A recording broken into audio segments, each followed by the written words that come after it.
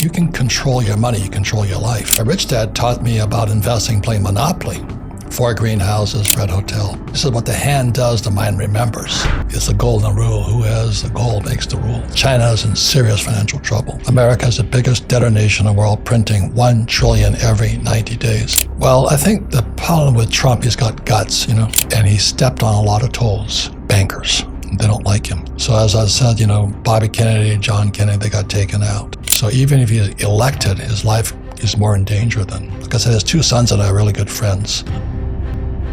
Bitcoin is, people's money. I say gold and silver are God's money because God put it here. But Bitcoin is people's money. It's the blockchain technology. And blockchain technology is basically a ledger, a financial statement. And that's why I think Aussie will probably come up with his own central bank digital. And I'm afraid I don't have any proof of this, but they'll use central bank money to surveil you. That's what China does. So they know what you're spending your money on. If you're buying too many drugs, they'll come after you. You're doing this. So they're going to use our money as a surveillance tool. I'm afraid of that. So that's why I own tons of silver coins. So if push comes to a shove, I'll come pay you in silver. I'll tell you a story. I was a pilot in Vietnam.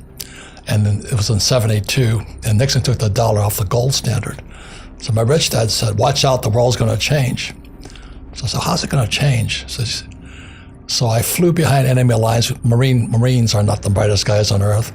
I flew behind enemy lines to a gold. I was reading the map of Vietnam. There's a pick and shovel, AU, gold. Like Aussie, gold, I said, well, let's go buy some gold. He said, yeah, but it's enemy lines. He says, we'll be in and out very quick. So my co-pilot and I, we're not smart guys. We walk up to the gold window. We're in a village, people are staring, what the hell are these guys doing here? Don't they know? We disarmed, no weapons, walked in. So we come as capitalists, not Marines, I'm talking to this little Vietnamese woman with red teeth. And I think gold was, let's say, $50. I tried to give her 30 for it. And she looked at me and went, spot. I went, what? I said, 30. Spot. I didn't know what spot meant. I said, I got a spot on my shirt or something. And she was talking about gold is the same price throughout the world. That little Vietnamese woman, I don't think she went to Harvard. She was telling me, she was teaching me the best lessons of all. So we came home empty-handed, and I flew then to Hong Kong, and I bought my first gold. It was a Krugerrand. $50 I paid for it. I still have that Krugerrand today. Oh, wow. And it's now worth $2,200.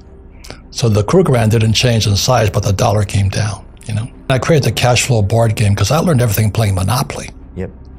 And Maria Montessori, a great educational entrepreneur, says, what the hand does, the mind remembers. So by playing the cash flow board game, you actually fill out a financial statement. And your financial statement is what your banker wants to see. Your banker doesn't care what your report card says. So I can borrow a lot of money because I have strong financials, as you know. If I have bad financials, you give me a credit card. The person got to take care of their this is your greatest asset, your greatest liability. And so I'm out here to encourage, because Aussie has been I've been coming here since 72. Wow. I came out here to play rugby union, Lost every game, but I loved it here.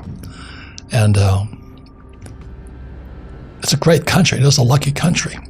And so today I was speaking at Randwick, and I was saying, get a board game, teach yourself, play it 10 times, and teach 10 people. Aussie can change the world. It's a small, powerful, lucky country. Or you can wait for school to teach you something. Well, I think the problem with Trump, he's got guts, He definitely does. And he stepped on a lot of toes. Bankers. They don't like him. So as I said, Bobby Kennedy, John Kennedy, they got taken out. So even if he's elected, his life is more in danger than, like I said, his 2 sons and I are really good friends. And they got balls, They speak out, they work for the people. As I said, I know the Trump boys, I watch what they do. So just watch what a person does, not what they say. So I know them personally, and I wouldn't say this if it wasn't true. I've spent weeks, a week of hunting on a private island. No water, no toilets, nothing.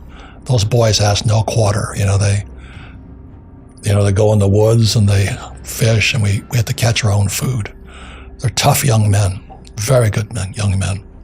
Well, politics is a dirty game. I wouldn't wish it on anybody. Yeah. I just give them credit for being the spotlight, the limelight. I talk to them occasionally. I run into the boys, and I just give them credit. They got guts. It's hard to stand up to the banking system, as you know. I've written 2 books with the guy. I spent about total about 8 weeks working with him and his company, the Trump Organization. Really good people. But when they weaponize the FBI and the court system against the man, that's fascism. They take our court system and go after him. That's fascism. So America's in serious, serious trouble. Serious trouble. And that's my concern. Well, that's why he got taken out, He says, I'm going to drain the swamp. He's talking about the central banks. Put yourself on your own gold standard or silver standard. Educate yourself. We're going in for a rough ride. Let me say it again. China is in serious financial trouble. America is the biggest debtor nation in the world, printing $1 trillion every 90 days. Germany's in bankruptcy. So Aussie is the lucky country. So you're sheltered a bit. But as you know, China is your largest trading partner, and so it's imperative that every Aussie educate themselves to protect themselves. But if you're hoping the government's going to save you, then you're in trouble.